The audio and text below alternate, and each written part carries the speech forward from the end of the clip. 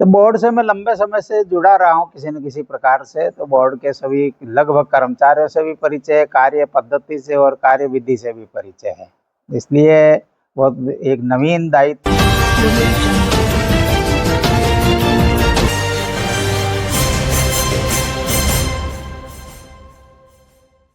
जी भाई साहब। तो बोर्ड से मैं लंबे समय से जुड़ा रहा हूँ किसी न किसी प्रकार से। तो बोर्ड के सभी लगभग कर्मचारियों से भी परिचय है, कार्य पद्धति से और कार्य विधि से भी परिचय है। इसलिए बहुत एक नवीन दायित्व तो इस तरह से नहीं कहते, लेकिन हाँ, एक जो चेयरमैन के नाते काम करना पड़ेगा, वो तो एक नई जिम्मेदारी है। लेकिन मुख्य जो बात है वो है कि जो राष्ट्रीय शिक्षा नीति है उसको किस प्रकार से राजस्थान के विद्यालयों तक और छात्रों तक पहुंचाया जाए, ये चैलेंज है।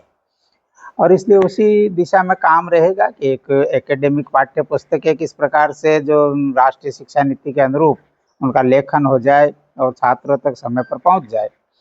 साथ ही जो परीक्षाएं हैं उसमें और उसी प्रकार का जो पेपर है वो राष्ट्रीय शिक्षा नीति के अनुरूप जो बनना करिकुलम के, उसका प्रशिक्षण भी अध्यापकों का करना पड़ेगा। और एनईपी के लिए अध्यापकों का प्रशिक्षण और उसका मन बनाना, ये दूसरी बात है।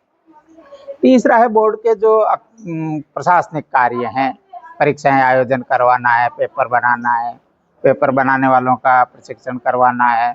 इस तरह की जो गतिविधियां से 3 प्रकार के काम रहते हैं। निश्चित तौर पर सबके सहयोग से वहाँ पर जो कर्मचारी हैं वो बहुत अनुभवी और यही हैं, उनका स्थानांतरण भी नहीं होता।